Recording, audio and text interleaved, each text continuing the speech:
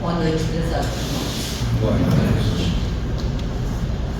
O assunto que nós vamos abordar nesta noite está contido no Sermão da Montanha, né? Que o Sermão da Montanha é considerado uma das mais importantes páginas da cristandade. Então, um discurso proferido por Jesus, né, às margens do lago de Tiberíades, e é um verdadeiro código moral para a humanidade. Até hoje, ainda as suas palavras do nosso Divino Mestre, ecoam durante séculos, não é? E são admiradas por todas as crenças, tanto judeus como hindus, principalmente Mahatma Gandhi, não é? Que foi o libertador da Índia, que é considerado o apóstolo da paz. Ele se refere ao Sermão da Montanha como a maior obra escrita, deixada por Jesus, né, para a humanidade. E fala ainda que se todos os livros religiosos se perdessem, e se ainda fosse salvo o Sermão da Montanha, todas as lições que nós necessitávamos estariam contidas nele. Então, nós vamos ver hoje uma parte, não é? Que são várias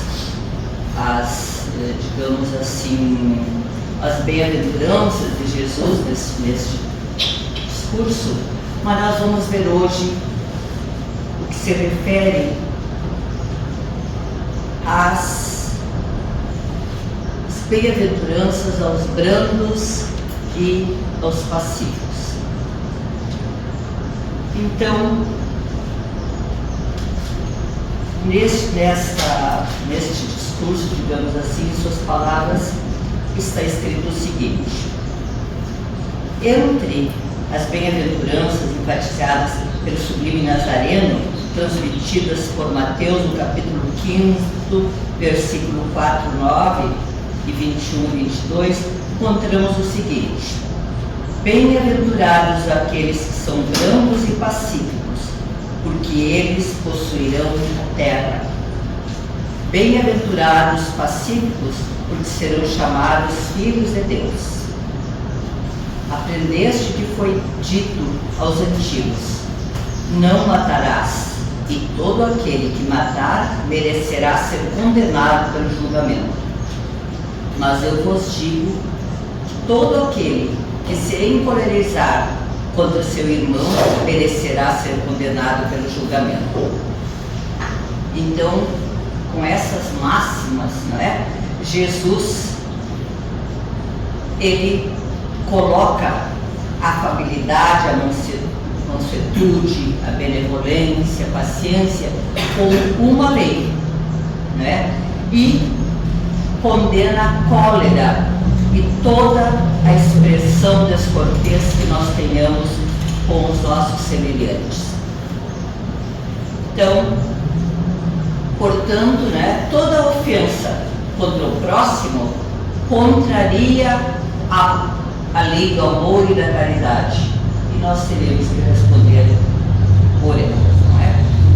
Então, a mansuetude consiste na ausência de qualquer atitude violenta, tanto de natureza física, emocional ou moral, ou mental, não é? Então, de maneira geral, os homens primitivos que ainda não tinham atingido a maturidade espiritual, eles praticavam mais a violência física, não é? Golpes, morte. E os homens ditos civilizados, eles usam, não é, outras formas de violência, talvez mais sutis, mas mais perigosas, não é? Então, se mascaram, não é? Através, por exemplo, de violências da astúcia, de esperteza, de chantagens, de coação e tantas outras formas que nós conhecemos, não é? Então essas formas estão em toda parte. Nós vemos a violência nos nossos lares, nos nossos locais de trabalho, na educação, na sociedade, enfim, onde nós andarmos, nós vamos ver atitudes violentas que cerceiam, não é, a nossa liberdade, o nosso bem-estar e nos impõem em situações desconfortáveis e nos fazem infelizes com certeza. Então, essa violência, de qualquer forma, ela realiza uma posse efêmera e passageira. Nós vemos isso, por exemplo, nas ditaduras, vemos isso nos líderes da história, como, por exemplo, Alexandre Magno, Napoleão Bonaparte, Hitler, Mussolini, enfim, né? Ditadores que cercearam e que impuseram as mais terríveis formas de violência contra a humanidade.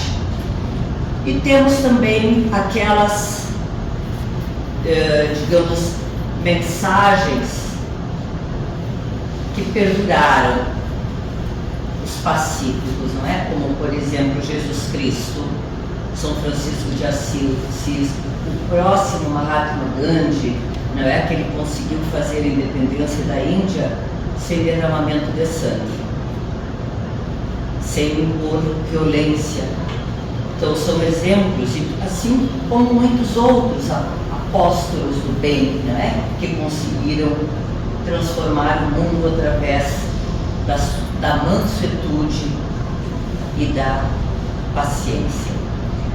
Então, ainda se diz que a mansuetude é a virtude que permite que se possa ter calma suficiente para administrar a própria vida, não é? Mansuetude não é só falar bonito e dizer palavras melosas.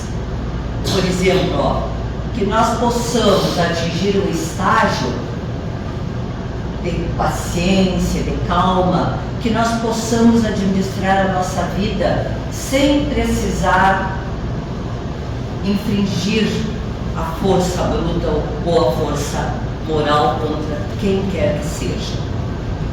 Então, como todas as virtudes, não é? Que a mansuetude também é uma virtude, também é um sentimento que nós construímos ao longo do tempo, através das nossas vivências, através do nosso conhecimento, não é? Através das nossas leituras, porque quando nós conhecemos a verdade, quando conhecemos o Evangelho, nós vamos nos transformando. Mas precisa ainda que nós nos conheçamos, porque sabemos, sempre dizemos, que só nos transformamos quando nós admitimos nossos erros. Quando nós nos conhecemos, muitas vezes violentos, é que nós vamos tomar uma atitude de procurar nos corrigir. Porque sabemos nós que aquele que se acha o bom, né, o soldadinho do passo certo, ele não vai se modificar, porque ele acha que ele não precisa. Os outros precisam, né? A pessoa, se julgou bom, não vai se modificar. Talvez, né, através das dores, dos percalços, ele vai poder refletir, e esses momentos também são muito mais difíceis, não é, do que nós nos transformarmos pelo amor. Eu sempre digo que das primeiras coisas que eu aprendi quando eu entrei para a doutrina espírita foi ou nós aprendemos pelo amor ou aprendemos pela dor, não é? E aprendi também que a dor é madrasta. A dor nos ensina, muitas vezes, de uma maneira muito mais agressiva. Bem, então, nós vivemos num mundo, o mundo moderno não é fácil, não é aquele mundo de antigamente que nós não precisávamos, nós, como dizia meu pai, nós nos guiávamos pelo sol. Acordar, começar minhas vidas cedo, tudo direitinho de acordo com o ritmo da natureza. Hoje não. Hoje nós temos um ritmo muito acelerado. Isso muitas vezes nos desgasta, nos desarmoniza, e nós muitas vezes não temos condições de reagir de maneira adequada diante das dificuldades, não é? Então, a mansuetude, ela nos sugere que nós trazemos um pouco o nosso passo, caminhemos mais devagar, para assim, para termos a possibilidade de sermos mais dóceis, mais calmos, mais conscientes, mais serenos. Bem, então, ainda é dito que mansuetude é o estado de natureza diante das coisas, é a aptidão de realizar tarefas no ritmo natural, sem estresse. E para isso é preciso que a pessoa esteja com a mente desperta e não adormecida. Todo o aprendizado nós realizamos de maneira consciente.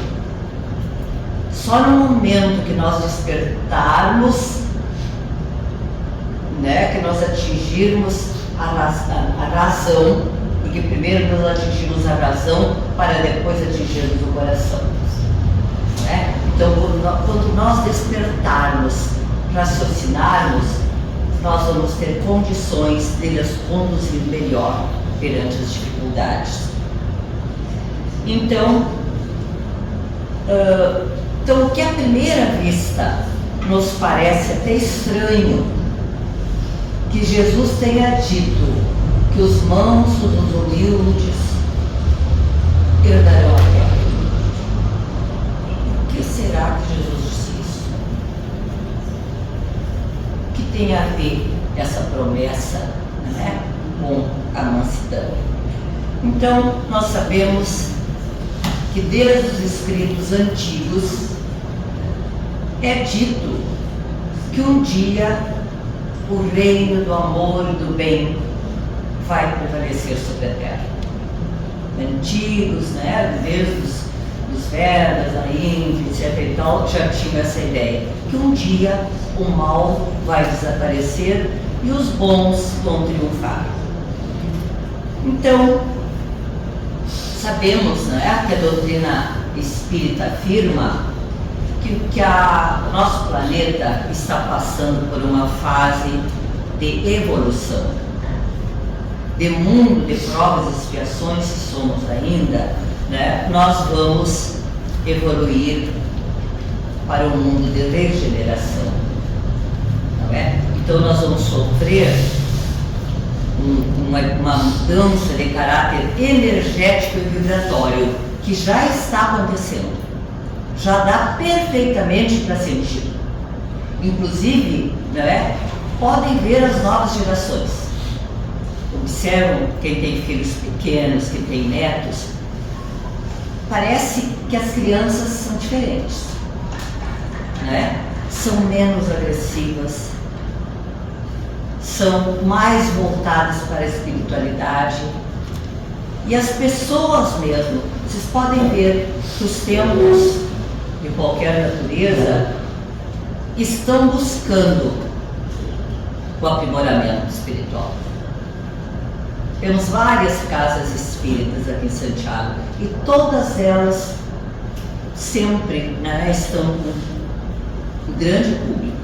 Então isso é sinal de que nós estamos buscando a nossa evolução. E teremos que aprender, não é? O amor tem que nos ensinar a mudar. Bem, então, Faz sentido, portanto, essas palavras, né, que o planeta Terra vai pertencer aos mansos. Então, muitos duvidam. Tem pessoas descrentes que dizem assim: não acredito. Não acredito que esse mundo possa mudar. Porque nós vemos, né, tantas coisas, tanta violência, tanta exploração, tanta corrupção, tantos crimes, né? A banalização da vida, ditaduras que tornam milhares de pessoas infelizes e tantas atitudes, né? Tanto pessoais como políticas. Então, a crise ética de valores que nós enfrentamos parece que não vai ter fim. Parece que cada vez mais o mundo vai sucumbir diante dessas violências. Mas, não é? Nós precisamos acreditar. Então, de acordo, né, com a orientação dos espíritos, essas pessoas que são recalcitrantes no mal, elas não vão mais poder habitar na Terra. E vai haver aqui uma seleção, e só aquelas pessoas que viverem de acordo com a vibração do planeta é que vão poder permanecer. As outras serão, digamos, vamos dizer expulsas, mas não deixa de ser, para outros mundos que talvez tenham que passar por outras privações para poder aprender, né? Aprender a viver de maneira mais amorosa.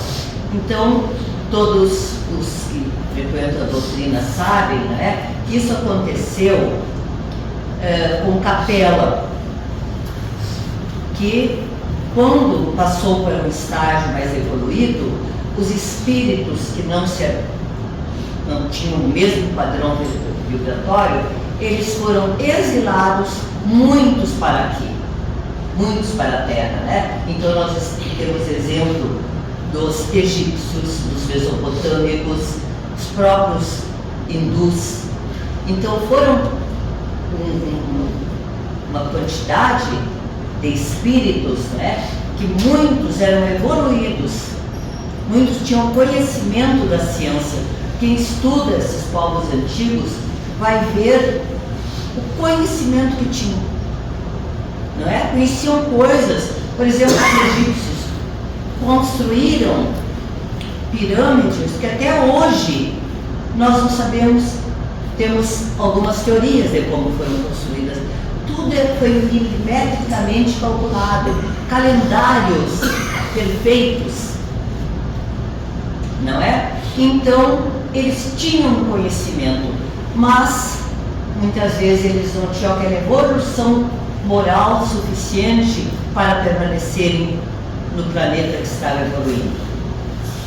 E diz que isso vai acontecer conosco, não é? Aqueles que não se adequarem à vibração da Terra no seu estágio mais evoluído, vão ter que encarnar em outros planetas, não é? Então,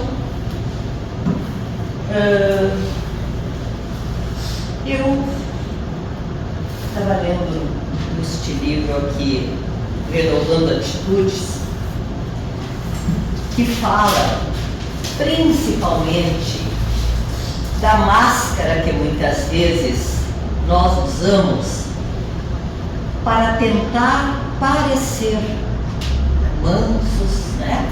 Humildes, pacíficos. E muitas vezes nós usamos subterfúgios para enganar aqueles que não nos conhecem. Então nós podemos muitas vezes, em contato, a educação vai nos tornando mais polidos, não é?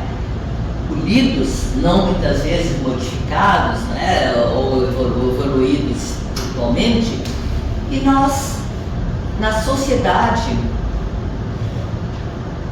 queremos parecer bonzinhos, nós falamos manso, né? Nós temos atitudes pacíficas, e quando chegamos nos nossos lares, nós não conseguimos perante os nossos familiares, com os quais nós convivemos todo dia, ter a mesma atitude, porque não é da nossa índole. Nós fingimos ser pacíficos, nós usamos a máscara de pacíficos, né? Nós usamos o chamado verniz social, e muitas vezes dentro das nossas casas nós somos déspotas domésticos, não é? Pais agressivos, filhos, enfim, toda a natureza de agressões nós sentimos dentro dos nossos lares muitas vezes, não é? Então é justamente nos nossos lares que nós temos a maior das nossas missões. As pessoas que nos foram confiadas foram confiadas para ser amadas, não para ser subordinadas ou agredidas. Não precisam nem falar das agressões domésticas, né? Quantos crimes que existem dentro das próprias casas? Quantos pais ainda que tolhem a liberdade dos filhos? Não que isso seja um erro. O pai tem o dever de orientar seus filhos, mas não com violência, não é? A mansuetude não quer dizer que nós aceitemos tudo passivamente. Nós temos o direito de reagir, não é? Diante das coisas erradas. O reagir não significa agredir, não é? Então, mansuetude não é passividade, não é inoperância. Passividade é saber usar a razão, a calma, que muitas vezes nós até podemos, não é, ser mais enérgicos se preciso for. Então, temos que ter a possibilidade de gerenciar as nossas atitudes, sem precisar sermos agressivos. Então, aqui até eu copiei da introdução daquele livro, que diz assim, ó: a benevolência para com semelhantes produz a afabilidade e a doçura, que lhes são manifestações. Então, quem é benevolente, quer dizer, quem se volta para o bem, geralmente é uma pessoa afável e doce, né?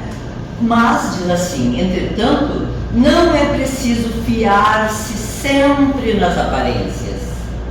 A educação e os hábitos do mundo podem dar o verniz dessas qualidades, aquilo que nós dissemos, né? Então nós podemos até parecer, mas muitas vezes só nós estamos sendo hipócritas. Então, na verdade, né, nós temos que procurar ser sinceros. Nós não precisamos agradar ninguém, ser hipócrita, não é? Na frente das pessoas, ou bajulador. As piores coisas, o bajulador, aquele que se faz de amigo, aquele que se faz de bondoso, né? E na verdade é um lobo com a pele de cordeiro, como é dito. Até agora dá tempo, eu acho, 5 minutinhos, de contar uma história da gralha e das pombas. Então, tem a história, né, que diz que a gralha, que num pombal viviam umas pombas muito bem alimentadas. E perto dali tinha umas gralhas que viviam em situação de penúria, não tinham o que comer. Aí uma das gralhas disse: eu vou me pintar de branco, vou me misturar nas pombas e eu vou ser bem alimentada. Aí se pintou de branco, bonitinha, né? Aprendeu falar como as pombas, né? E ficou um certo tempo. É como essas pessoas, né, que não podem usar essa máscara há muito tempo. Aí ficou ali um certo tempo. Aí um dia ela esqueceu que estava fazendo papel de pomba e gritou como gralha, né? Aí as pombas expulsaram a gralha bicadas. Aí ela voltou pro ninho das gralhas. Chegando lá, as gralhas também não reconheceram. E também expulsaram ela do seu convívio. Então aí diz que também nós não vamos poder sempre nos disfarçar de pombas, porque um dia nós vamos esquecer e vamos gritar como gralhas, né? Então são as pessoas muitas vezes que tomam atitudes falsas para parecer pombas, né? Muito bem. Então nós precisamos acreditar nas promessas de Cristo, né? Que diz: bem-aventurados pacíficos, porque possuirão a terra. Quando, né, isso acontecer, a lei do amor e da caridade vai sobrepor-se à violência, e o fraco não será explorado pelo forte.